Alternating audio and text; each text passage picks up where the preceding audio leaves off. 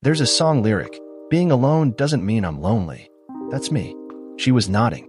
That's consistent with my understanding. My opinion, if you want it, is to go ahead with the divorce.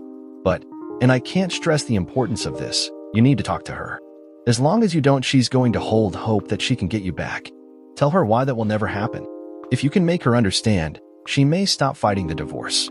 You've told me how you fought counseling, but you seem to the point now of being calm enough to consider it, especially if it gets you the results you want quicker. I can set up a few joint sessions with her if you like. Act as referee. Your choice entirely, but that's my expert opinion. I thought about it for a while. I was tired. It needed to be over.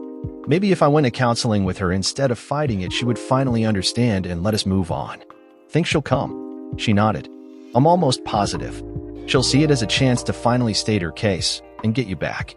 I'm warning you now, though, it could be pretty painful. I told her to set it up. I've been in pain since I found out. I'm pretty sure a little more won't kill me. The sad part was I knew she still really loved me. I knew, because I listened into her phone conversations for the next few weeks before I allowed Johnny to remove the taps. The first days after we split were mostly her calling me. The messages I didn't listen to on my phone I got to hear anyway. Most were tearful entreaties for me to talk to her, to let her explain. After about the first 50, it was down to one sentence. Please talk to me, Jace, please. The conversations with her friends were pretty interesting, especially Cindy. God, we really screwed up, didn't we? Yes, we did. I don't know what I was thinking, Cindy. Why did I do it? She actually giggled. You did it because it was fun. You're a classic cake eater, honey, thinking you could have them both and he'd never find out. I never thought he'd find out either. I'm sorry Alan found out, but I knew he'd never tell. He needed Jace too badly. Hell, we all need him. You know he's trying to get out of the partnership, don't you? Says if we do it in our private life, wonder what he was up to in the business? We've got to get to him, get him back on board. We've got to fix this, Beck. The question is how. I see a long period of bum kissing in our future. Becky was sobbing quietly. I don't think there's enough bum kissing in the world to fix this one. Cindy, he's really pissed. He left me a folder, pictures, interviews. You'd be amazed how eager some were to throw me under the bus. I can't believe how arrogant we were. Some of her friends were no better. Most talked to her about strategies to get me in the same room with her right up to, and including kidnapping. Most promised to talk to me. Their reports afterwards were entertaining. One woman chewed her out pretty bad. I'm done. He almost took our heads off, and the sad thing is we deserved it. He asked my husband if I was all right with you having an affair and actually helping you cover it and give alibis. What was I doing when he wasn't around? I'm still kissing. Jack is really pissed. I'm pretty sure you're toast, Beck. I know we are. I wouldn't ask any more of us to talk to him. Sorry, hon. The a-hole actually called her 3 times. She hung up on him the first time, but the next 2, right before I turned the taps off, were enlightening. Don't hang up, Becky. We're in serious trouble here. We need to talk. Our jobs are in the balance. You think I give a damn about the job, Greg? The worst thing I ever did in my life was go to work for you. I could hear the irritation in his voice. Come off the high horse, girl. You practically begged for this job. And it might have been my idea to fool around, but you didn't hesitate once the subject came up. Speaking of that, want to get together? He's not coming back, and you know it. The look in his eyes that night scared the hell out of me. We could console each other.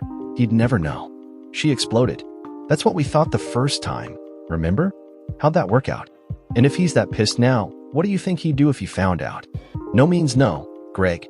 Never again. Calm down. It was just a thought. I have to go in front of the board of directors next week. Word of our little escapade has gotten back to them. You'll probably get a call too. We need to decide how to spin this. She actually laughed. Spin this? If they asked, I'm gonna tell them the truth. We had an affair. We both share the blame. I will tell them that it's over, and I'll never do it again if they let me stay. I doubt they will. He tried one more time. They'll fire me, Becky, whether they do you or not. This type of work is all I've ever done. If I get let go and word gets out why, I'll probably never work in this business again. She softened a bit. I'm not throwing you under the bus here.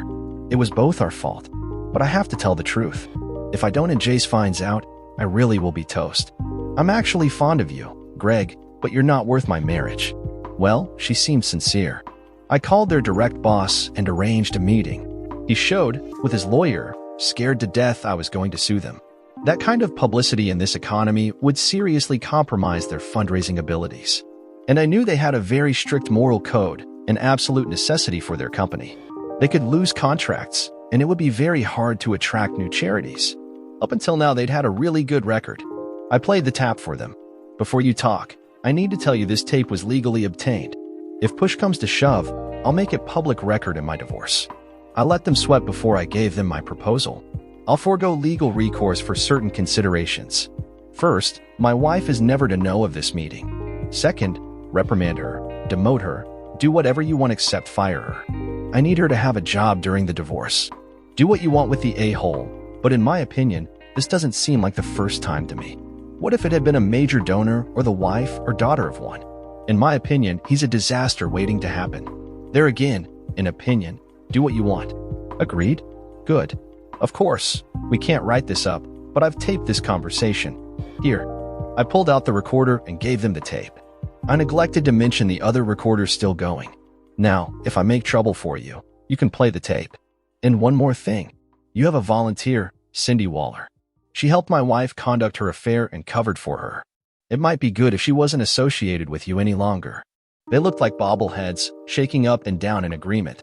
She did get demoted and put on probation, but she kept her job. Cindy was pissed when they told her it might be best if she volunteered for another organization, but she understood. I feel like Jace was behind it. She whined to Becky. What if he was? So what?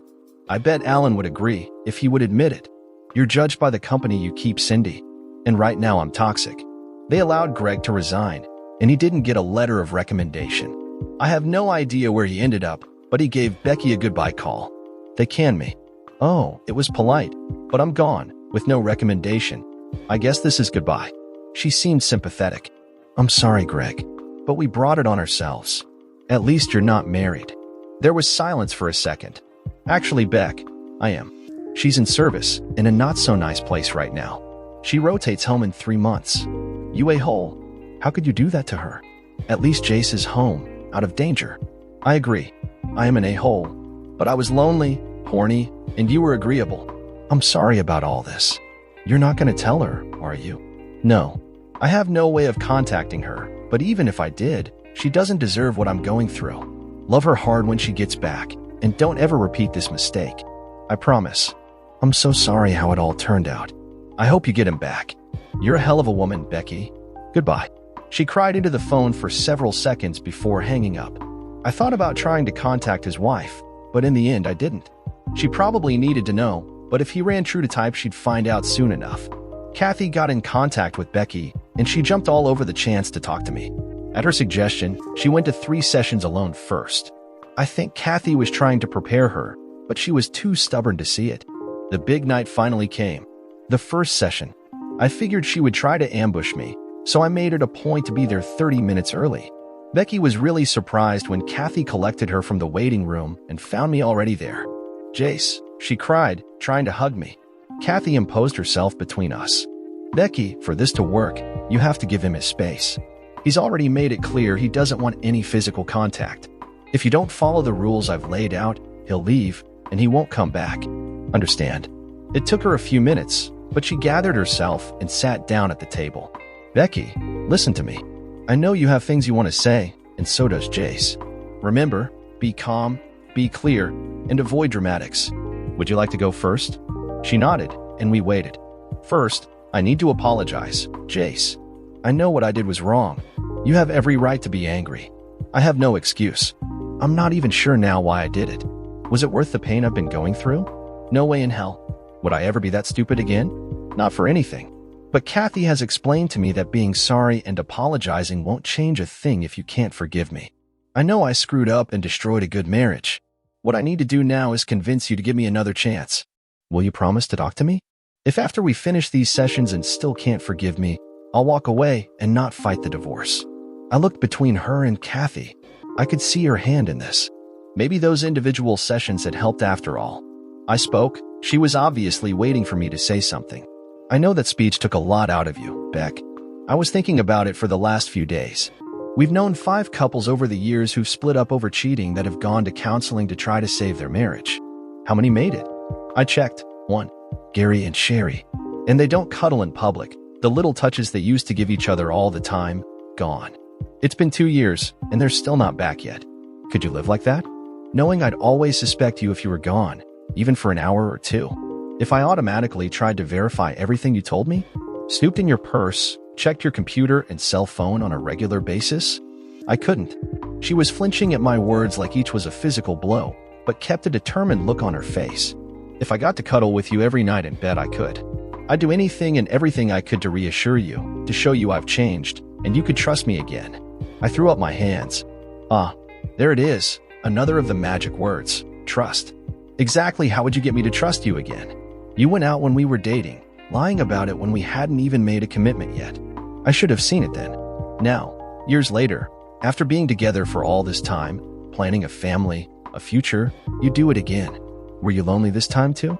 Bored because I was out trying to build a business and a better future for us, and didn't have time to go to dance clubs or out on the town. I was finally letting go of some of the poison, and it felt good. Becky was looking horrified. Kathy stepped in. Our time is up. I want you to do some homework for me before our next meeting. Becky, I want you to think about what Jace said. Tell him in detail how you plan to get him to trust you. Jace, I need you to think about it too. Do you think you can get over your rage and try to rebuild a relationship with Becky? Be honest and clear. That's all until next week. Jace, could I see you for just a second before you leave? Good night, Becky. We stood and watched as she went to her car, sitting there for 5 minutes before pulling out. Kathy looked at me. You're absolutely never taking her back, are you? No, I said, sadly. She sighed. I didn't think so. We need to refocus the sessions, get her used to the idea, let her down slowly. If you have any love left for her, break it to her gently. Gently didn't work. We tried, Kathy and I, but she just refused to give up. I tried every way I could think of, and some from Kathy, but I never got her to understand. In the end, I just stopped it. You broke your most solemn vow, Beck. Made it look easy. Even now, I know you regret what came of it, but deep down I get the feeling you can't see what you did is serious. Where I considered it life-altering, you liken it to spending too much money, wrecking the car, something along those lines. Didn't you feel anything when you did it? She didn't give me a direct answer as usual. Talk about feelings. You're the one turned to stone. Give me one more chance, please. How can you sit there with no emotion while I fall to pieces? You still don't get it, do you? There's plenty of emotion inside me. It's emotion, not intelligence, that makes us human. All animals think at some level, but who besides humans feel love, hate, desire? Not any other species. I've just gotten better at controlling them. I let her talk another 30 minutes before I held up my hand, rising. It's over, Beck. Accept it and move on. Understand I still love you, but it isn't enough anymore. The divorce is final in 4 weeks. It's best for both of us. You're still a young, beautiful woman. You'll find someone else. When you do, if you ever get tempted, think of us. He will deserve your best. I walked out, my heart breaking all over again as I heard her wail. Kathy called me 2 days later. I just finished a session with Becky. You know I can't tell you what we talked about, but she still thinks she can win you back. Watch for her. I know she'll be around, and I'm worried. I'm really sorry it ended this way. I think you should continue seeing me for a while. Shall we make an appointment? I thought about it. Not right now. I'll call you in a month or so. Thanks for everything, Kathy. Kathy was right. She had one last hurrah before she gave up. I loved all of her family except her oldest brother. He was a cop, a shift commander. He was also arrogant and a bully. We tolerated each other, he'd taken to pulling me over regularly, just to mess with me and demand I forgive his sister. I talked to Paul, he had me log the next 4 stops, and the good commander found himself explaining his interest in me to the assistant chief. The stops halted, and it didn't make him like me more. It was 2 weeks before the final hearing. The sun was shining, spring was in the air, and I was feeling happy for the first time in a long while. The Yamaha was humming right along that Saturday morning when the lights came on behind me. I pulled over. I was getting my license out, not looking at him, when he tasered me, put me in cuffs, and threw me in the back of his car. I had just come around when he stopped at a nearby park, hauled me out while I ranted, and handcuffed me to a bench. Then he took the original cuffs off and used them to hook Becky to me. You'll listen now. I'll be back in 45 minutes, and I'd better see smiling faces. Becky babbled while I tried to clear my head, apologizing for what was happening. Can we talk now, baby? I looked at her trying to find the woman I'd married in her eyes. She wasn't there. Like I have a choice, I said, smiling. Just hand me my phone. I had someone waiting on me, then I'll be all ears, okay? She got my phone out and handed it to me. I dialed 911. 911, state your emergency. This is JC Gooding. I'm in Armstrong Park, the bench on the south side near the gazebo, and I've been kidnapped and handcuffed to the bench and another person. I repeat, I've been kidnapped. Becky was looking horrified, trying to wrestle the phone out of my hand. She was screaming. There was a lot of people in the park, and some were coming over. Sir, a car has been dispatched. Do you know your abductors? Shift Commander Jeff Sterling. I'm handcuffed to his sister. Help? The car must have been in the neighborhood. He was there in less than 2 minutes. Becky was still screaming while he tried to remove the cuffs. Her brother came roaring up, sliding across the grass and scattering onlookers. I got this, patrolman. He wavered, looking at me. If you leave me in his custody, it makes you an accomplice. Jail time maybe, loss of career definitely. Call someone higher up the food chain. He made the call, and soon 6 cop cars surrounded us. Nobody was arrested, pending investigation, and I was taken back to my bike. The shit hit the fan the next day. Dumbass had everything on dash cam. Me stopping, him with the taser and cuffs, the whole thing until he stuffed me into the car. I could have pressed charges. Assault, kidnapping, unlawful use of a police vehicle, the list went on. Becky would be charged as an accomplice. I had Paul with me when we met the DA to discuss the incident. My client will make this easy for everyone. He won't press charges if the officer is disciplined in-house, and his wife agrees not to appear at their final divorce hearing and ceases all contact with him. Your choice and theirs, but if they decide not to take the deal, I'll go after them hard, understand? They had no choice. Their parents didn't want to see 2 of their 3 children through bars, so the deal was accepted. Her brother didn't get off without pain. He was demoted, assigned the graveyard shift, reprimanded. His chances of promotions again were minuscule. He couldn't quit because no other agency would touch him. So it was finally over. I went back to my successful business and found a hot young blonde with big jugs who loved me for my tender heart and convinced me there was still sweetness and light in the world. Actually, I lost my friends, my business, and my wife. It was a while before I even looked at another woman. My business tanked because everyone knew the situation we were in and didn't give us any more contracts. Luckily, AITA got the offer she deserved and took her trainee with her. Ben quit soon after. The next month, I walked into the office. There was a note on the door. You win, you scumsucker. Alan found another job. The paperwork is on your desk. Sign it, and the company is official dissolved. She didn't sign it, but I recognized Cindy's writing. There was actually a little money left, and after I got my half of the house sale, I was in pretty good shape. I could even take the next year off if I wanted. I took 2 months, got on the Roadstar, and went rambling. I ended up 3 states down, well below the Mason-Dixon line. It was one of the prettiest cities I'd ever seen, surrounded by mountains, with friendly people and a relaxed atmosphere. It kind of felt like I'd landed in the 60s because the people all seemed so laid back. I stayed 3 days, hitting tourist traps, doing research. I checked out a few more towns, but none had the same vibe, so I came back, got a room for a week, and went house hunting. I looked at some condos and apartments, but I'd become partial to houses with decent yards. I found what I wanted, the third I looked at. A small cottage, 1,200 square feet, 2-bedroom, with a huge yard and a stream running across the back. It was set apart a good distance from the nearest neighbor. I leased for a year with an option to buy. Next, I went job hunting, finding one at a small firm that catered to up-and-coming and mid-sized companies. They gave me a few small accounts to see how good I was. In 6 months, the boss wanted to talk. Jace, I had to tell him, was not short for Jason. My name was actually John Charles, and I had been called JC up until my sister was about 4. She pronounced it JC and then shortened it to Jace. It stuck, and I quit fighting it years ago. In that peculiar Southern way, when the conversation was important, he used both my given names. John Charles, you've been doing very good work. So good I wondered why you were here. I checked up on what you put on your resume, and it was all true.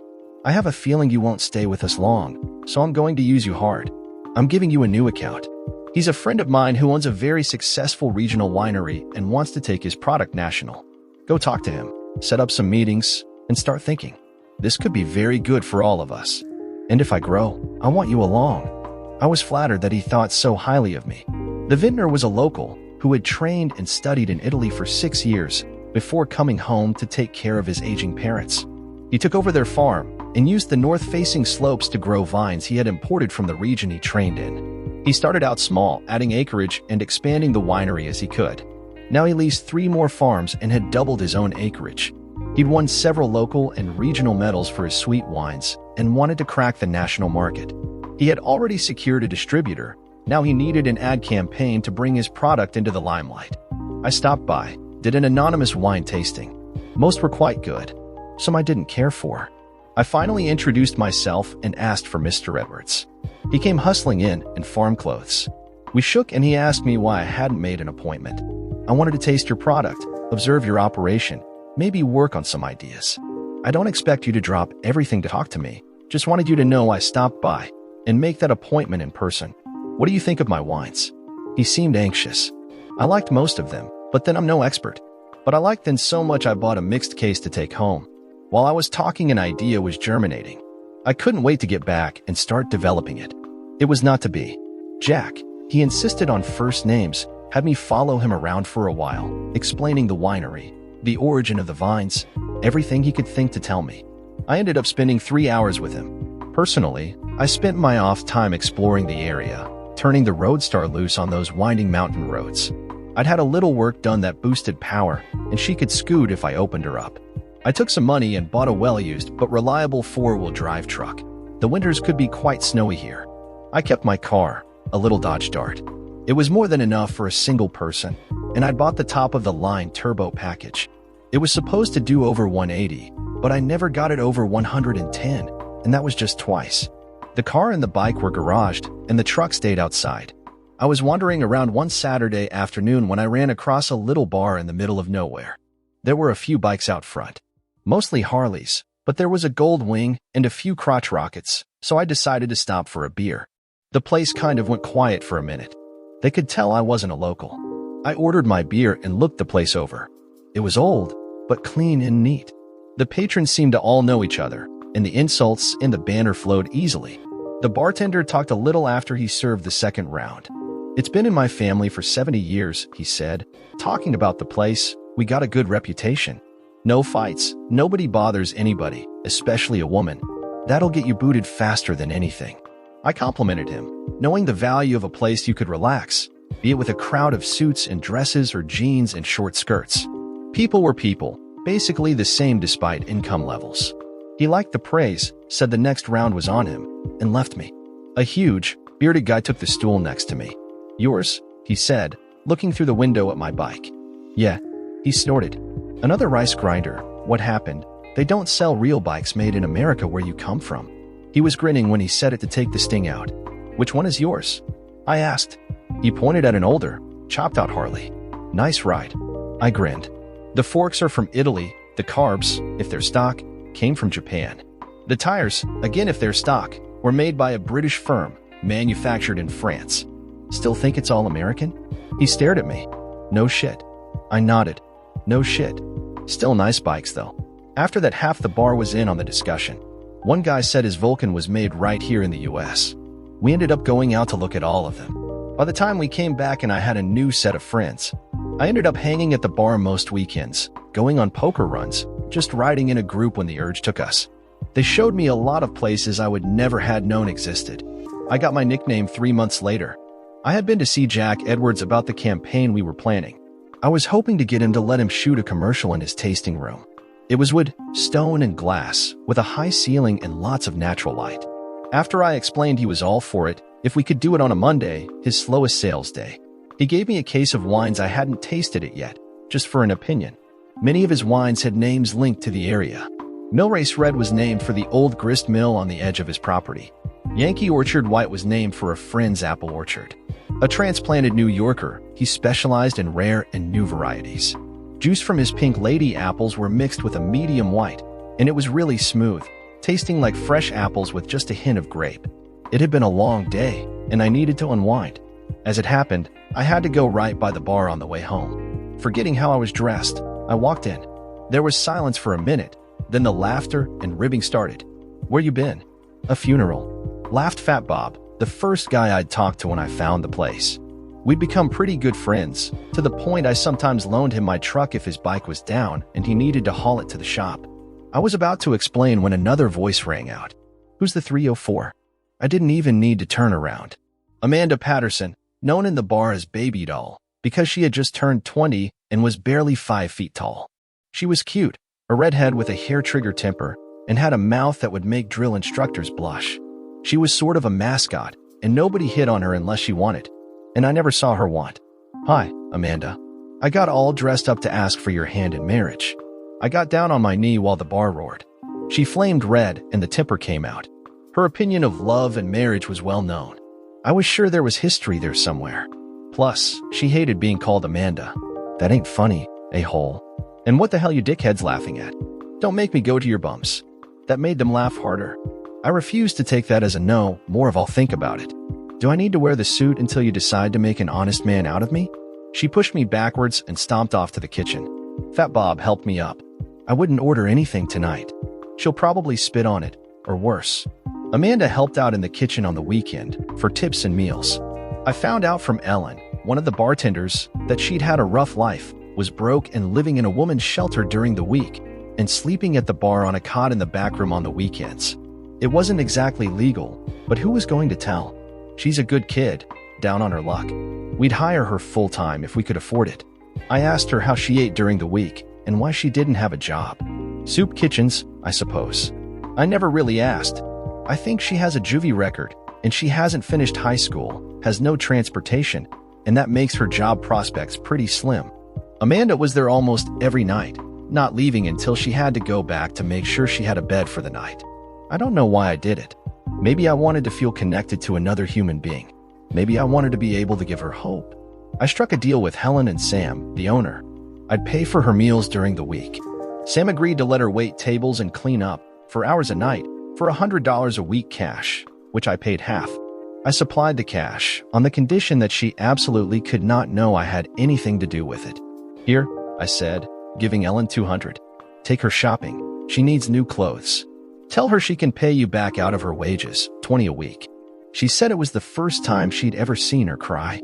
Not extravagant, she bought new underwear, 3 pair of the cheapest jeans she could find, and 4 plain t-shirts. 2 pair of marked-down sneakers, and she was done. I thought about it as Ellen told me. Becky would pay more for a pair of shoes she didn't really like that much, wear them 3 or 4 times, and get rid of them. She probably spent more than Amanda made for a month on makeup and accessories alone. She didn't come out of the kitchen the rest of the night. Helen said later she thought she might have cried a little, blaming it on chopping onions. I felt bad, hoping I hadn't hurt her feeling too much. So I got the nickname suit, which everybody thought was pretty funny. I actually made it a point, if I was near, of stopping in with my work clothes on from time to time. Every time I'd wear one, I'd ask her if she'd changed her mind. She still cussed me every time, but now she smiled. The whole bar petted her. I never really thought about how she felt about anything until one night when a new guy was hitting on her. She fought him off with a smile, but he was getting worse. When she bent over at the next table to pick up the empties, he pinched her on her bum. I saw it and was almost there without even thinking. She screamed, turned, and dumped a half-full draft in his face. Which, he said, pulling back to slap her. I grabbed his arm and yanked him off the chair. Sam and Fat Boy got there in time to keep me from hitting him. Amanda slapped the hell out of him as we got him up. Don't ever touch me again, a-hole. Next time my fiancé won't be held off. She blushed when she realized what she said and ran into the kitchen. She came out later, thanking me for my help. I grinned. Couldn't have my future bride hurt? Now could I? I know you didn't mean it, but it might be wise to let the jerks that hit on you know you're claimed. Think about it. She surprised the whole bar by kissing my cheek. After the whistles and yells died down, she told them she'd kick their asses if they laughed at her and her boyfriend again. This really set them off, and she fled back into the kitchen. 3 weeks later, there was a poker run that I signed up for. We met at the bar, and they opened up the kitchen for breakfast. After we'd eaten and were lining up, I felt a tug on my sleeve. Baby Doll looked embarrassed but determined. Can I ride with you? Why not? Sure, if you have a helmet. She held up one. Fat Boy loaned it to me. She was in jeans and a tee. It was going to be cool this time of morning. Go get your jacket. It'll be awful cold if you don't. She hung her head. I don't have one. Haven't needed it yet. I sighed and she got behind me, keeping her hands down. Ever been on a bike before? I asked. She nodded. Then you know you have to hold on. Come on, I won't hurt you. It won't be safe unless you do. Everybody knew she hated being touched. She reluctantly put her hands around my waist. I started out slow until she relaxed. I dropped out after a mile, swinging into a Walmart. Why are we here? To get you a jacket. I can feel your shivers through my coat. If you want, you can pay me back, or you can accept it as a gift for riding with me. Either way, we're not leaving until you have one. She pissed and moaned, but I dragged her in and got her a nice little jacket and scarf. Even got gloves, which made her witch even more. If you don't stop, I'm leaving you here. You need these. I don't want you sick because of your stubbornness. Now smile and thank me for being a nice guy. She smirked. Thanks, a-hole. If you want to piss your money away, I'll let you. Can we catch up with the guys now? We caught up to them at the second checkpoint. By then, she had snuggled in behind me with a firm grip. The halfway point was lunch at a nice buffet-style restaurant. She acted like she'd wait by the bike. I leaned in close. Get you tiny little bum into the restaurant, right now. If you don't, I'll throw you over my shoulder and carry you in. We clear here. She nodded, looking pissed. Didn't stop her from stuffing herself, though. At the end of the day, she was more relaxed. We won a prize, a gift certificate for $100 at a Harley dealership. I gave it to her, putting my hand firmly over her mouth when she started to protest. I left it for a few seconds. When I removed it, she didn't say anything, but her eyes were blazing. If looks could kill. Things went downhill on the way back. It started raining, a cold drizzle, getting harder. We were less than a mile from my house and 10 from the bar, so I turned off. When we pulled into my garage, she got off the bike, took off her new coat, gloves and scarf, and threw them onto the floor, along with the gift certificate. Her face was a mask of rage and pain. She had misunderstood the situation completely. You think because you bought me a few things you were automatically getting box? Shove these things up, you prick. She turned around, stalking out. It took me a minute or two to recover and calm down. Then I got into my Dart and went looking. She'd set a fast pace and had gone almost a quarter of a mile. It was raining hard by then. I pulled over just past her. Get in the car, Amanda. Go to hell, she said, trying to walk past. I grabbed her arm. You have a choice here. You can get in the car and I'll drive you back to the bar. You can refuse and I'll throw you in the car after I paddle that stubborn until you see reason. Your choice. She tried to push past me. You wouldn't dare. Suits don't do shit like this.